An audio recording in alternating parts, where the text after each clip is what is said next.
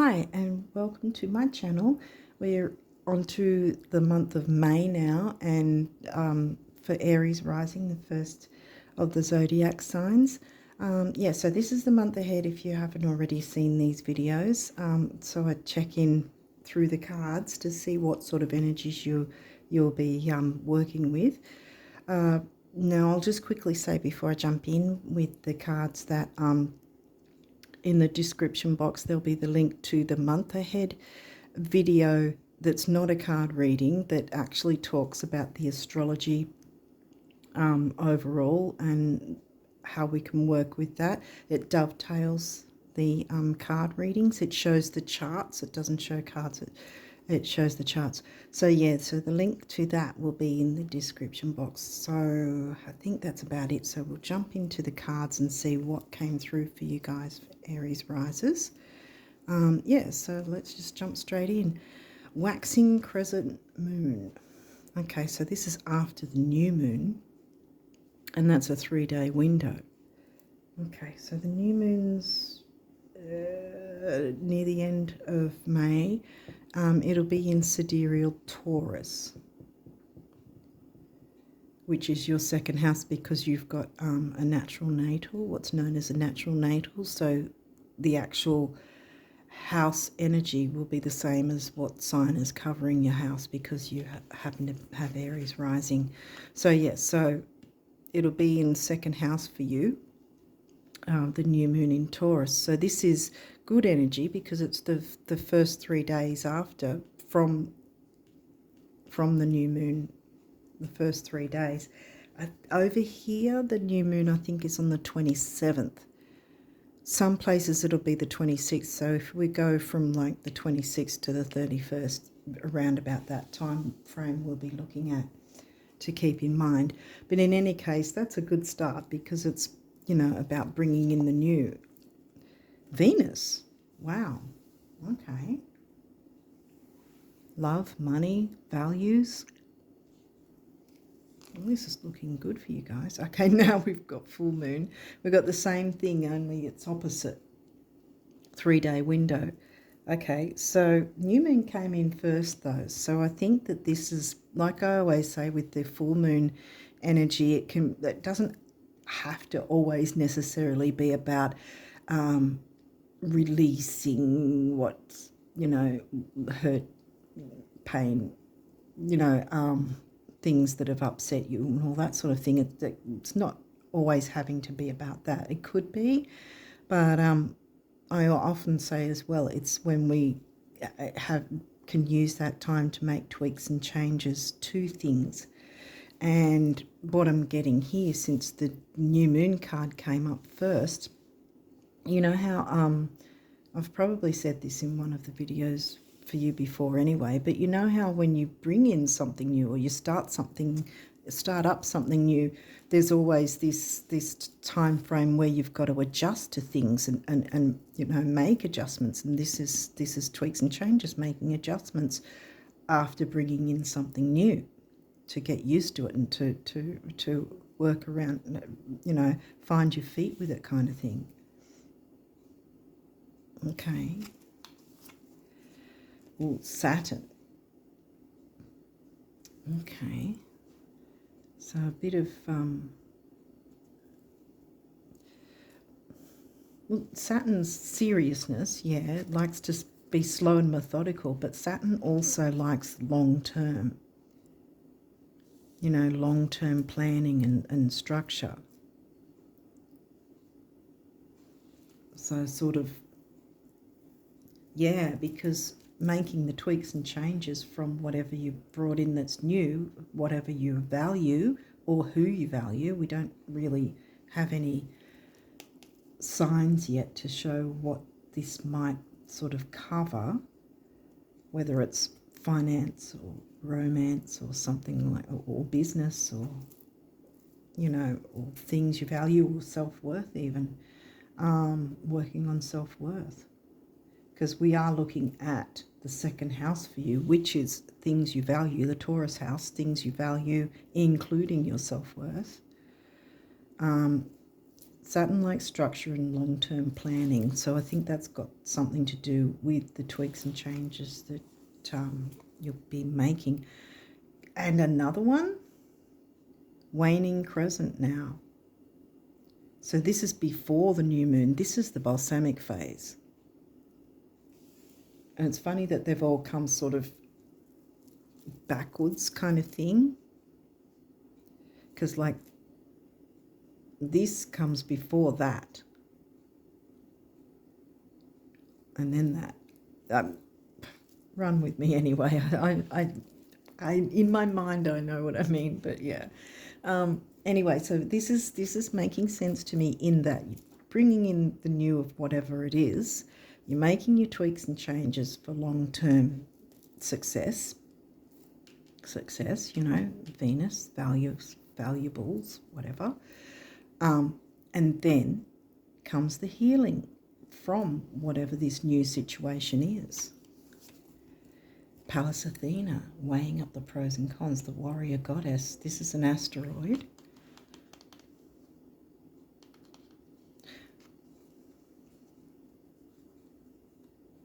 Healing can take place. I think the pros and cons idea is how you might structure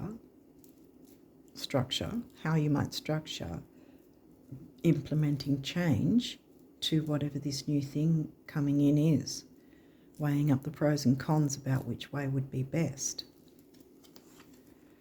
Ceres, another asteroid, home and hearth. Well, that's more Vesta, but Ceres and Vesta feel similar in a way, in my personal opinion. Ceres is more the mothering, nurturing energy.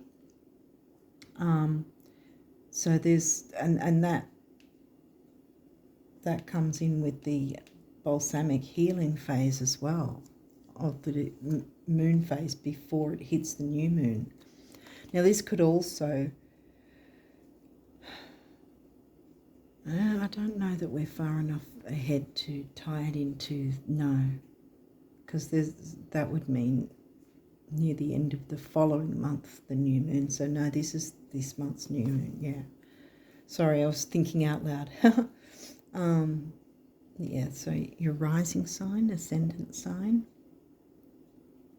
has a lot to do with it, bringing in the nurturing. Could be about weighing up how to bring nurturing into a situation so that healing can take place overall. But we're still not really getting if this is relationship-wise, although healing and nurturing implies that there'd be some form of a relationship, whether that's with someone else or with your spiritual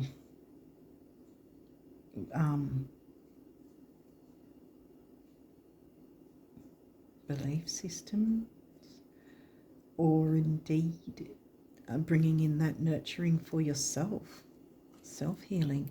Vesta, now we've got Vesta, home and hearth. Like I said, Vesta and Ceres feel similar to me. They're both nurturing kind of energies. Ceres is more motherly though. Vesta, the goddess within your sacred spiritual center and quiet dignity. Vesta is like the home and the hearth, you know, the getting to the heart of the matter. It still feels ambiguous though. First house, so we've got rising sign twice, what people see and the impression you give. How the world sees you. How the world sees you. In what way though? Now we've got Saturn twice as well. The part of you that accepts challenge to gain wisdom. Okay, so that's giving me the tweaks and changes thing and the weighing up the pros and cons. What would best suit the situation? How would you integrate certain changes to make everything run smoothly for long-term success? Yeah, I'm getting long-term success of something. Can we get some signs or some houses though? First house, your rising sign. And that's smack in the middle. So whatever this is, you're kind of in the forefront, if that makes sense. You don't have a lot of astrology cards though. What's this? Conjunction empowerment. And what's this go? This could be reversed, in reverse or not, I don't know. It is in reverse. Okay, Neptune vision. It could be that you haven't given yourself a chance to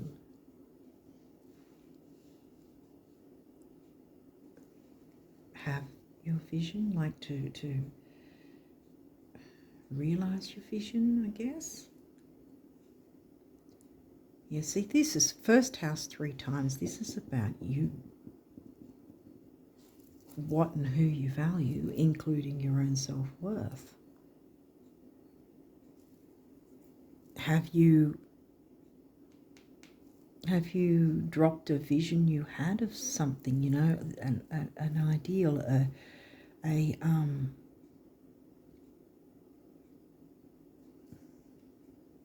some sort of dream or goal, ambition that perhaps you thought was too ambitious? Well, no, it's not.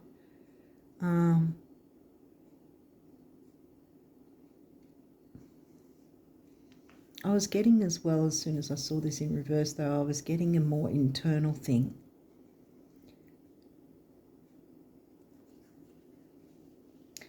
That perhaps there is something you've thought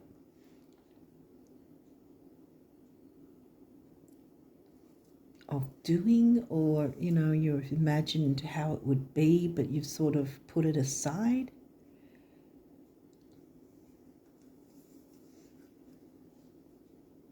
Well, I think this is saying, because here you go with empowerment, conjunction empowerment.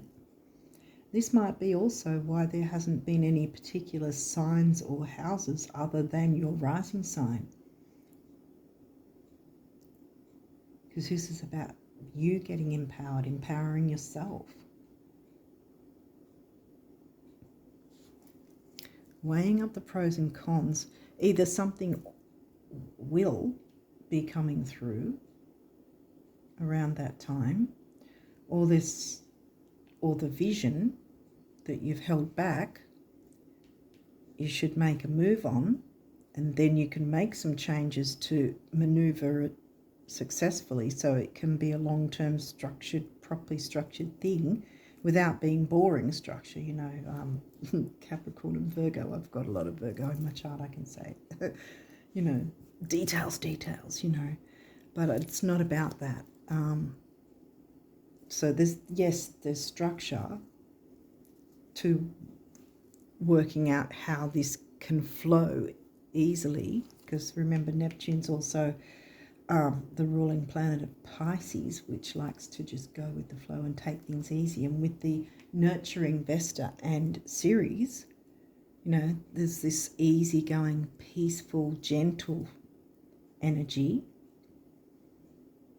even with Pallas sort of having to, because she's known as the warrior goddess, standing up for her beliefs, I want to say. But we don't have any Sagittarius or 9th house. I think it's more like this. I think it's more an internal thing rather than external with anyone else, if that makes sense. Something new can come in. You have a vision that I think you've locked away and haven't made any move on it. But I think this is saying now's a good time to do that, to make the moves. Now the new moon's, what did I, 27th, I think I said, yeah. So depending on where you're from, say UK or US, it might be actually the 26th. So from about the 26th to the 31st, that phase is a good time frame to look into bringing in this new, this vision, and not ignoring it anymore, bringing it into fruition, making a start on it, even if it's a little too scary to jump all the way in. Just try to make some sort of move in a forward direction. because there's a lot of value to whatever this vision is if you don't ignore it. Now the full moon is on over here on the 13th, and that's a full moon in Libra, sidereal Libra. I think that tropical will be saying it's Scorpio or maybe even Sagittarius, I don't know. But it's sidereal Libra. So that is about relationships, but I'm still getting that it's more about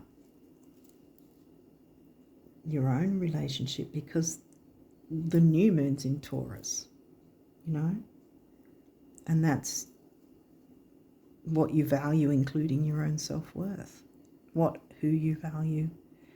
It could be a relationship, though, it could. But there's some sort of new thing or a vision of some sort of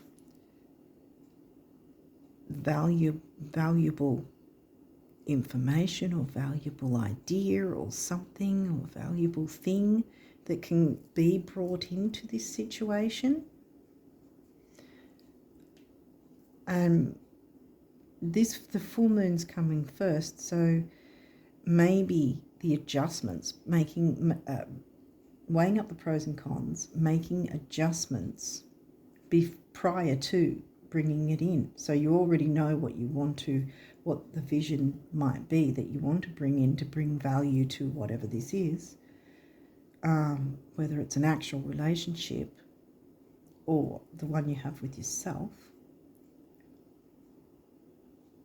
Because I think it could be about starting something new that then gives you empowerment and self-worth. See, it can work like that.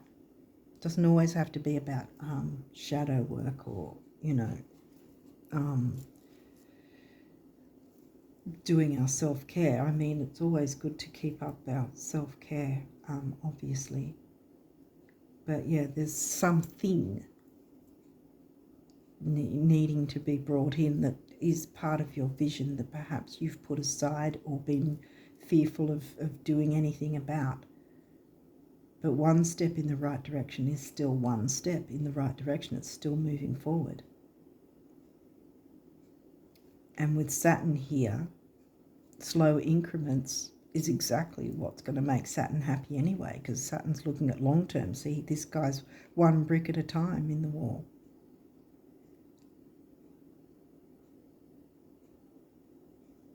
And he's slow and methodical. And then with that brings the healing and the nurturing. Okay, so what do these numerology cards have to say? Spiritual career. That might be what this is about. Pink, heart chakra colour. 7, the mind and creativity. 8, money and stability and strength. 7 and 8 is 6. Temporary opportunity, focus, detail, and dignity. Focus, detail, Saturn. Dignity, quiet dignity. It says dignity on that card. Quiet dignity, Vesta. Dignity with mothering and nurturing. Hopefully that's not off camera. Manifestation, you've got 8 again. Money, stability, and strength. And the heart chakra again. Lots of heart feeling. A lot of feeling here. And stability with 3 8s. A 24, which is a 6. That comes to a 6.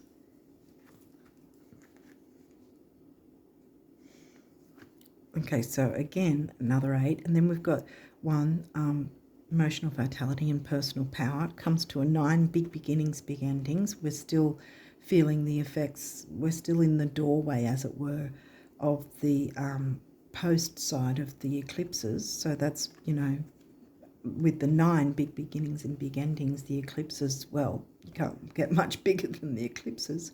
Leadership, taking the lead. And we have that smack bang under Saturn. Taking the lead with your vision. And not being fearful. Which gives you empowerment to nurture yourself, or nurturing yourself gives you empowerment by allowing yourself to bring forth forward the vision, even if it's, again, one step at a time.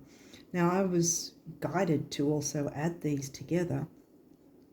8 and 6 comes to a 5.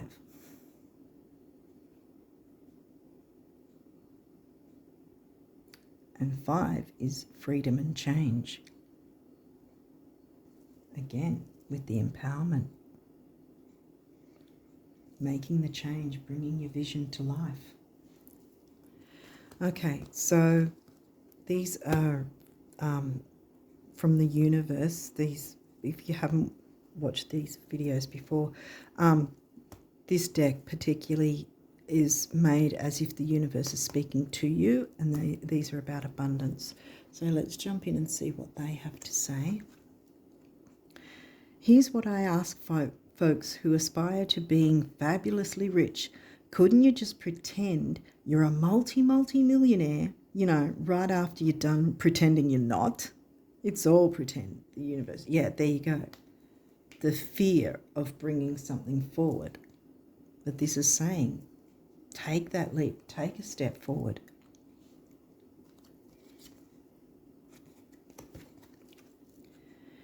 Ever wonder why some of those who achieve incredible success, amass fortunes, and enjoy sizzling relationships seem so unlikely? It's because intelligence, looks, even creativity come in a distant second place to believing.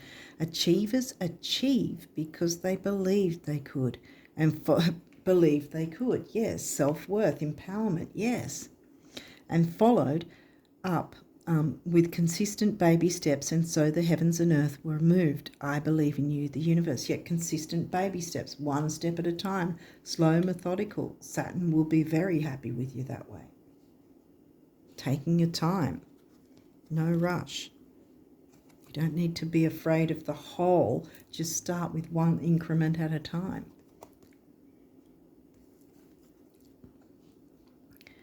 Do you know the real reason the rich keep getting richer? No, besides interest income. No, besides me pulling strings for them.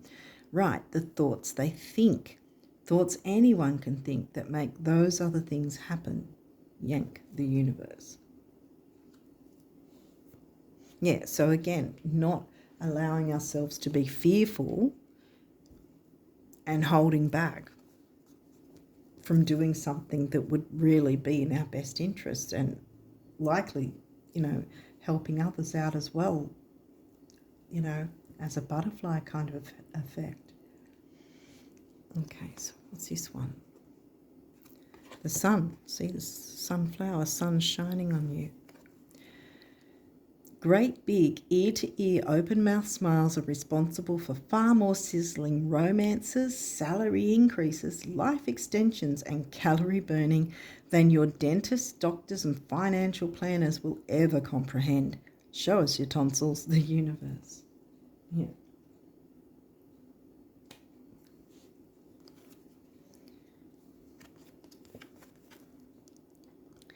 $1 million is a lot only when you don't have it. With 10 million, 1 million can practically be overlooked and is therefore much less intimidating. Pretend you have 10 million to the bank, the universe. Yeah.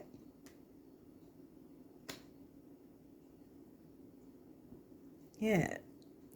All dependent on how you think and feel. Because I want to say it's not just your thought process. It's how you feel as well, because Neptune's very, sensory, feeling, emotional sort of, if that makes sense. Pisces, Neptune. Pisces can sometimes get overwhelmed by soaking up other people's energies and not knowing where they begin and end with people sometimes, No shade with Pisces, because I have a bit of Pisces in my chart going on too, with certain aspects. Yeah, so, yeah. Pretend you have 10 million, yeah. Don't be so intimidated. Just take one step at a time. And know that you've got another step that you can do. It's not like you have to throw yourself all at once and then sort of not know where to go from there. This is where you make your tweaks and changes, and you one step at a time, and then you know that there's another step coming along that you're aware of the next move you can make. You're not going to be like up in the air going, what do I do now?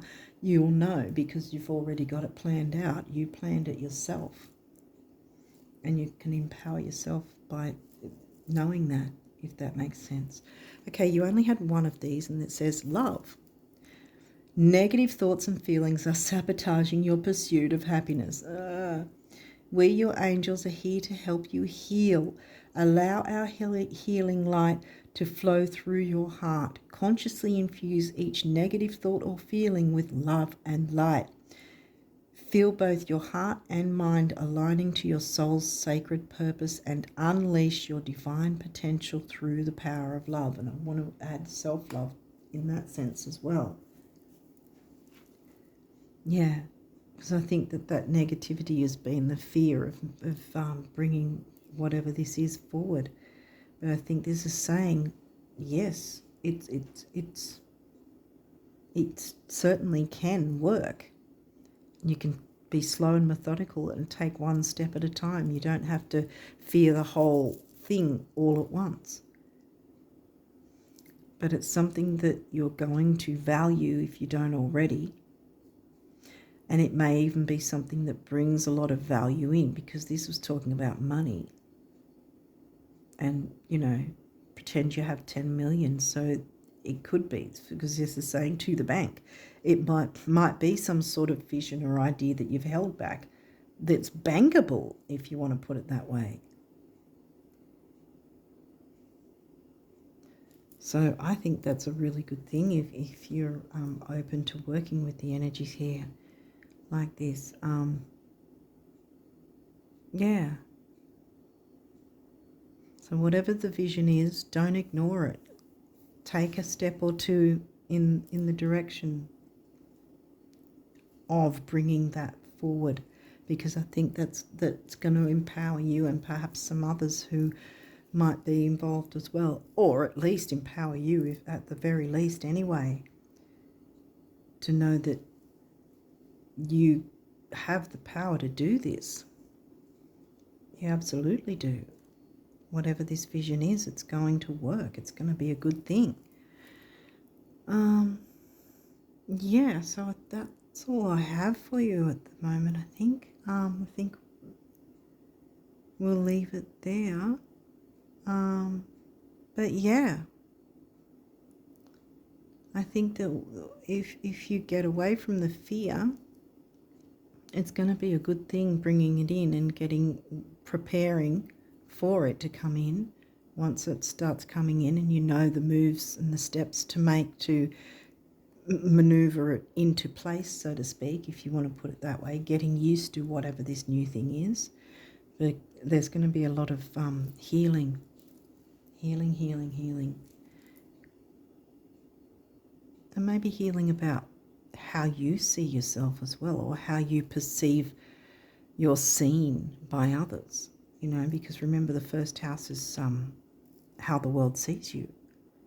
And maybe you've had a fear of how the world sees you, and that can be healed